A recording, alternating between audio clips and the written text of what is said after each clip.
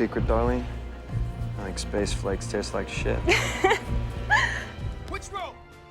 Yo guys, di kesempatan kali ini gue akan membahas alur cerita dari film Species 2 yang dirilis pada tahun 1998. Film ini merupakan sequel kedua dari film Species pertama tahun 1995. Bagi yang belum nonton Species pertama, disarankan untuk menonton seri pertamanya dulu karena film ini merupakan lanjutan dari film pertama. Di film yang kedua ini akan lebih berfokus pada seorang astronot muda sekaligus anak seorang senator yang terinfeksi oleh DNA alien pada saat perjalanan misi di planet Mars. Seperti apa kisahnya? Yuk, kita simak aja videonya guys. Dan kalian bisa subscribe channel ini biar gak ketinggalan video-video menarik berikutnya. Aye, aye, sir.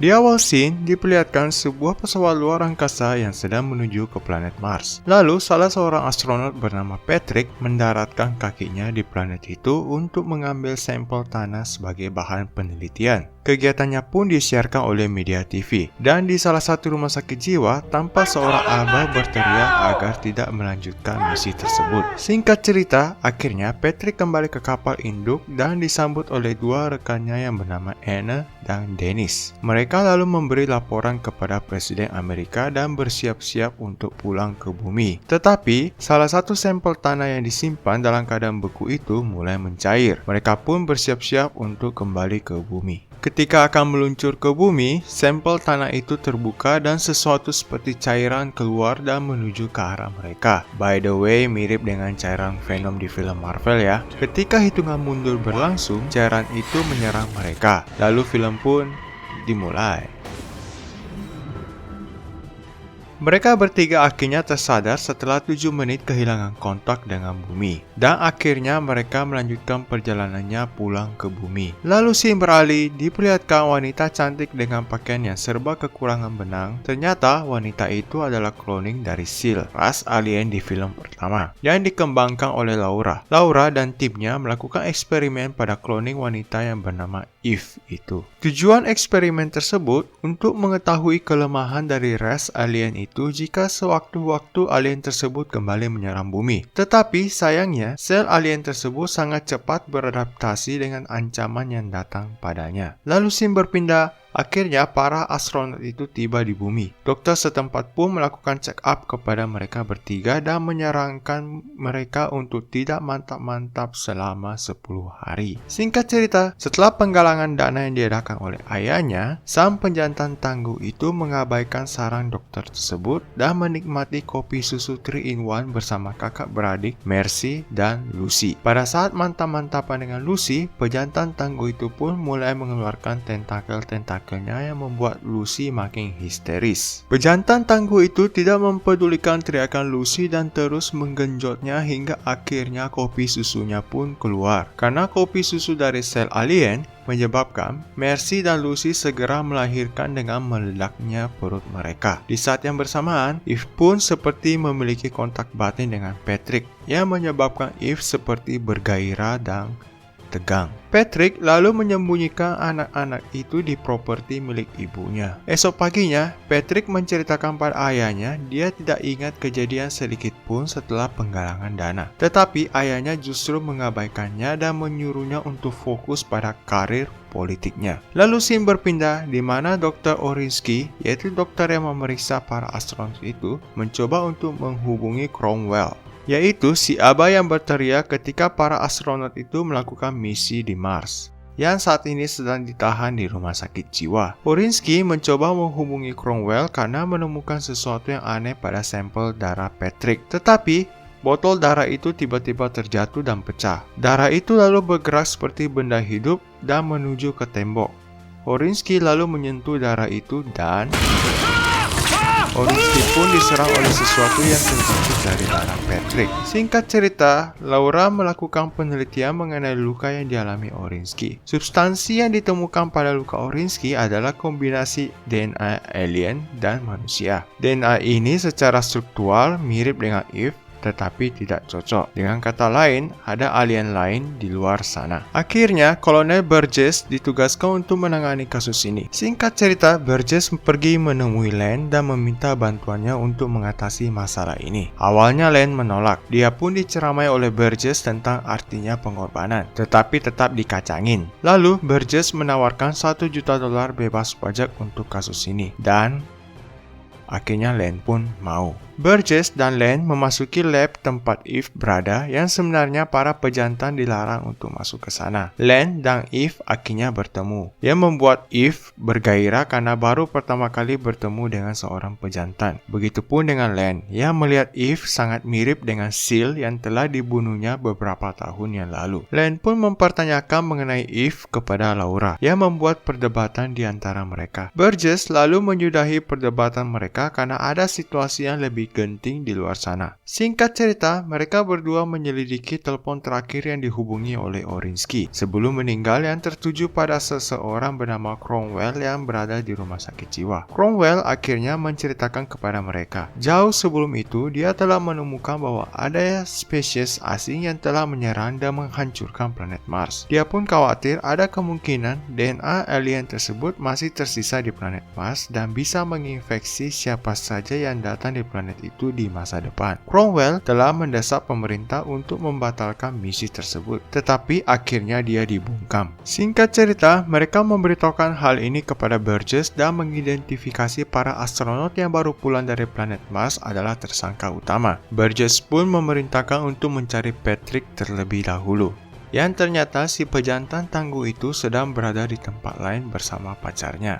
Alhasil, mereka tidak menemukan pejantan tangguh itu di rumahnya dan membuat mereka segera mencari yang lainnya. Di kediaman Anne dan suaminya, mereka pun segera bercocok tanam karena sudah puasa 10 hari lamanya. Len dan yang lainnya tiba di sana setelah mereka berdua selesai bercocok tanam. Seketika itu juga, terjadilah pembuahan di perut Anne yang membuat makhluk seperti tentakel pun menyembur keluar dan membunuh Anne serta suaminya, sebelum Len dan Laura datang untuk membunuh makhluk tersebut.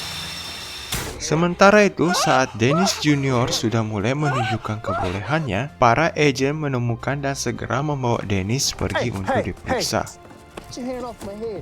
Pada saat menjalani pemeriksaan darah, Laura menelpon Len bahwa DNA alien Anne tidak cocok dengan yang ada di luka Orinsky, yang artinya pelakunya antara Dennis atau Patrick. Hasil tes darah pun selesai dan menunjukkan Dennis tidak terinfeksi sama sekali. Dengan kata lain, pelakunya adalah Patrick. Len lalu menanyakan keberadaan Patrick kepada Dennis, tetapi Dennis tidak tahu. Lalu, scene beralih pada Patrick yang terbangun dan mendapati pacarnya telah koid dan melihat anak kecil setengah alien itu telah berada di sana. Dia pun shock dan mencoba untuk mengakhiri hidupnya dengan menembakkan senapan ke kepalanya. Di saat itu juga, Dennis yang datang melihat kejadian tersebut. Seketika itu, kepala Patrick beregenerasi kembali dan mematikan sisi manusianya untuk sementara waktu. Dennis yang melihat kejadian itu pun sungguh terkejut. Singkat cerita, Dennis memberitahu apa yang dilihatnya pada Len dan Laura, lalu memutuskan untuk bergabung dalam misi mereka. Di lain tempat, pejantan tangguh itu pun segera mencari wanita sebanyak mungkin untuk diajak bercocok tanam dan mencarinya hingga ke mansion paman Playboy.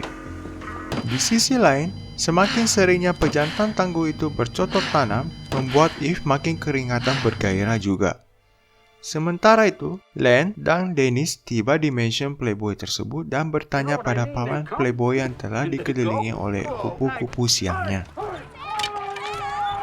Singkat cerita, si pejantan tangguh itu terus menunjukkan kebolehan ayam jagonya hingga menghasilkan 20 anak. Pejantan tangguh itu pun bangga dengan hasil kerja keras ayam jagonya.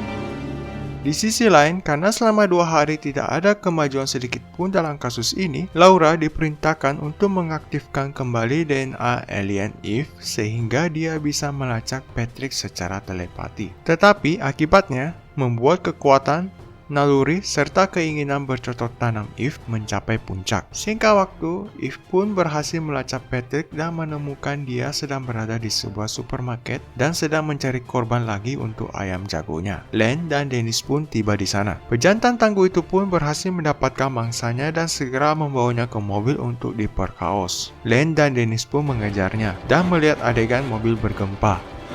Mereka pun segera memeriksa mobil tersebut dan di saat ayam jago Patrick akan beraksi lagi, Patrick pun mengetahui bahwa Eve sedang melacaknya. Eve juga memperlihatkan kepada Patrick di mana dia berada. Patrick lalu mengusir wanita yang akan diperkaosnya itu. Lalu dengan sengaja menyerah kepada Len dan Dennis agar dibawa ke lab di mana Eve berada. Singkat cerita, Eve menyadari kehadiran Patrick yang telah berada di lab tersebut dan membuatnya makin keringatan dan terangsang. Eve lalu mendesak Laura untuk mengeluarkannya dari kurungan tersebut. Patrick yang menyadari hal tersebut pun segera menghajar Dennis serta para penjaga di sana hingga tibalah dia di tempat Eve. Akhirnya, Patrick dan Eve pun bertemu dan sepertinya mereka pengen banget mantap kuadrat dan hanya terhalang oleh kaca pintu. Patrick lalu memaksa Laura untuk membukakan pintu tersebut. Tentu saja Laura menolak. Ia membuatnya hampir dibunuh oleh Patrick. Seketika itu juga datanglah Len dan Dennis dan berhasil mengusir Patrick dari sana.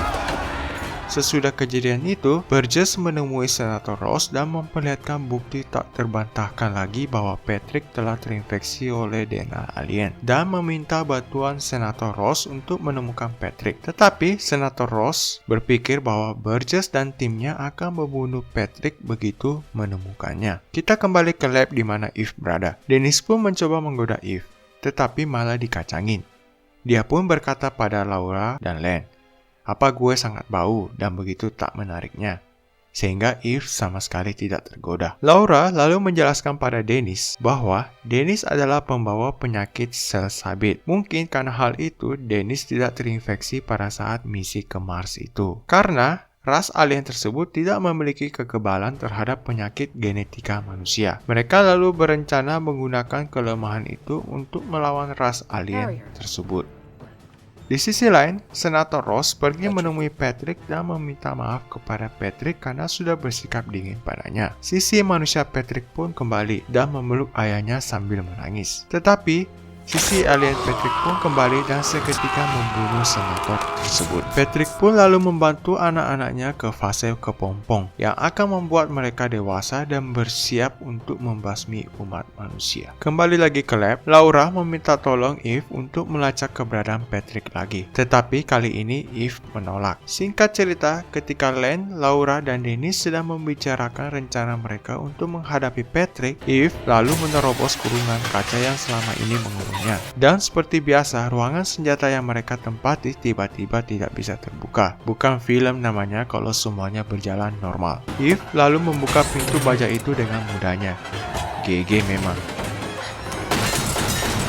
Ketika di luar, dia pun segera dihujani dengan tembakan dari para militer. Tetapi tubuhnya segera meregenerasi dan hidup kembali. Dia pun mengendarai sebuah mobil dan pergi dari situ.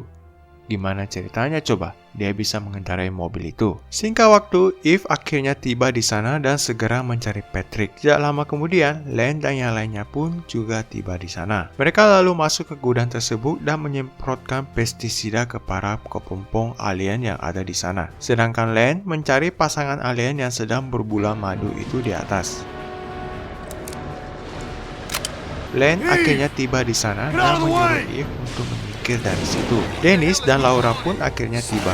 Sedangkan pejantan tangguh itu segera keluar dari sarang bulan madunya dan memberikan bogem mentah pada Len dan Dennis. Laura lalu meminta tolong pada Eve untuk membantu mereka. Eve yang masih dalam posisi kuda lumping itu langsung menyerang Patrick, yang membuat dia juga menerima bogem mentah dari pejantan tangguh itu. Pejantan tangguh itu mendatangi Eve dan segera mengeluarkan sesuatu dan memasukkannya ke mulut Eve. Kalian perkirakan sendirilah kira-kira itu benda apa yang masuk ke mulut Eve, yang akhirnya membuat Eve modar. Pejantan tangguh itu pun kembali akan menyerang Dennis, tetapi Len segera menembakinya. Laura yang menghampiri mayat Eve pun tidak luput dari pandangan pejantan tangguh itu. Sementara itu, Dennis menyuruh Len untuk menggunakan darahnya dan menyerang pejantan itu.